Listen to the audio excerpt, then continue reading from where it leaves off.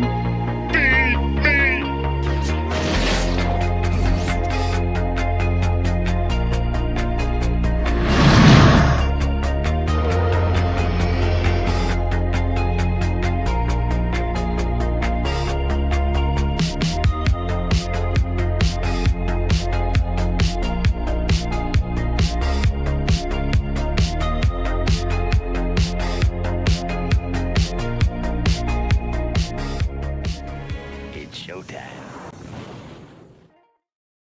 What's going on, guys? On this episode of On the Set for 80s Month, I'm checking out Batman from 1989, starring Michael Keaton and Jack Nicholson. So, in Gotham City, two reporters named Alexander Knox and Vicky Vale are investigating sightings of the Batman, a masked vigilante in town who's going after various criminals. The police are also after Batman, but they can't ever seem to catch him. One night, a fundraiser event is being held at Wayne Manor, home to billionaire Bruce Wayne. Unbeknownst to the police and city officials in attendance there, Bruce Wayne is actually Batman. He's dedicated his life to fighting crime after his parents were gunned down in an alley years prior.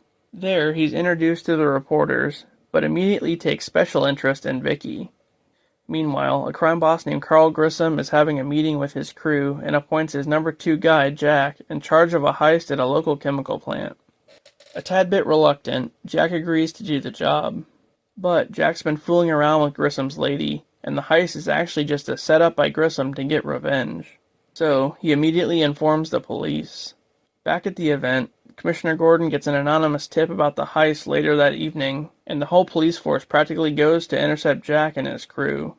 At the plant, Jack's crew and the police engage in a shootout, while Batman arrives and cuts Jack off from escaping. He tries to shoot Batman, but he ends up shooting himself in the face by accident, causing him to fall over the railing and into a vat of acid. Following that, Batman flees before the police can catch him.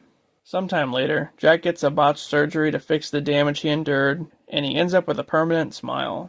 Now calling himself the Joker, he kills Grissom for double-crossing him and takes over his whole empire. All of a sudden, people all over town are dying off due to a new chemical compound called Smilex, which is being found inside everyday hygiene and beauty products. As it turns out, the Joker took over the chemical plant and repurposed it to mass-produce the products laced with Smilex. At this point, Vicky's been dating Bruce for a while, but she's also in love with Batman. So, Bruce comes over to explain that they're actually one and the same. As that's going on, the Joker's made aware of the reporter's investigation and also grows fond of Vicky, so he randomly shows up to her apartment and has a standoff with Bruce for her affection. Let me tell you about this guy I know, Jack. Mean kid, bad seed, hurt people. I like him already. Yeah, you know, the problem was he got sloppy, crazy. He started to lose it. He had a head full of bad wiring, I guess. Couldn't keep it straight up here. He was the kind of guy who couldn't hear the train till it was 2 feet from him.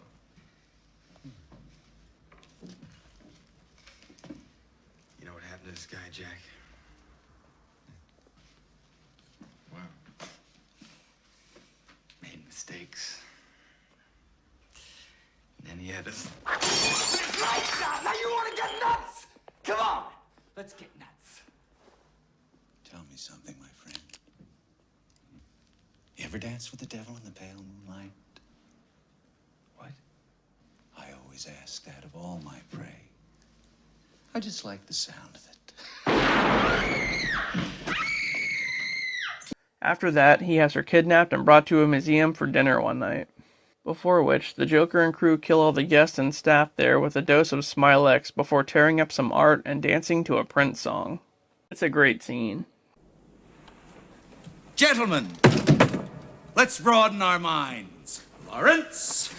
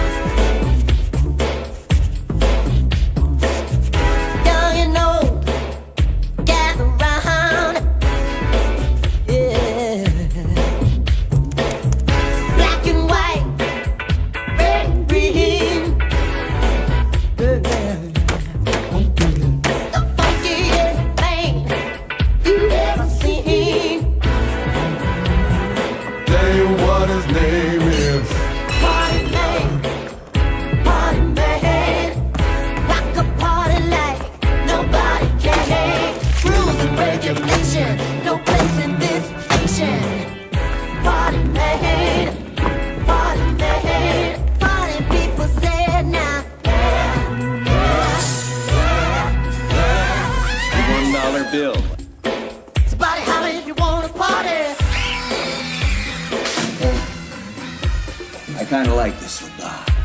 Leave it.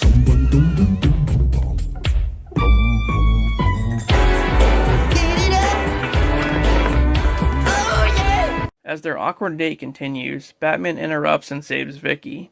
They go back to the Batcave where Batman decides to put an end to the Joker's plan once and for all. So he goes to the chemical plant and destroys it. Elsewhere in town, the Joker attends the city's bicentennial parade, where he promises to dump a bunch of money on the crowd, which is actually just a ruse to gather everyone together and kill them with more Smilex. He's been hiding inside these giant balloons. I feel like I've said Smilex a lot. Anyway, Batman shows up just in time and steals the balloons, foiling the Joker's plan. Things come to a head inside an old church. Joker takes Vicky hostage and climbs to the very top, luring Batman into a fight with all of his henchmen. Batman defeats them effortlessly and then goes in for the Joker. As they fight, Batman realizes that the Joker is actually the one who killed his parents all those years ago. And just then, Joker leaves them for dead on the side of the building as he attempts to escape in a helicopter. But Batman uses a grappling hook to tie Joker's ankle to an old statue, causing him to lose his grip and fall to his death. In the end, Commissioner Gordon and the police unveil a new bat signal, stating that they no longer deem Batman a threat and will count on his help. The end. You can't get any more classic than this. What a movie. Michael Keaton is truly the best Batman. And Jack Nicholson as the Joker is iconic. I mean, everyone loves Heath, but Jack was the OG for sure. The Joker definitely didn't have the last laugh, though. And that was Batman 1989. And that does it for 80s month. I hope you enjoyed it, and I'll see you later.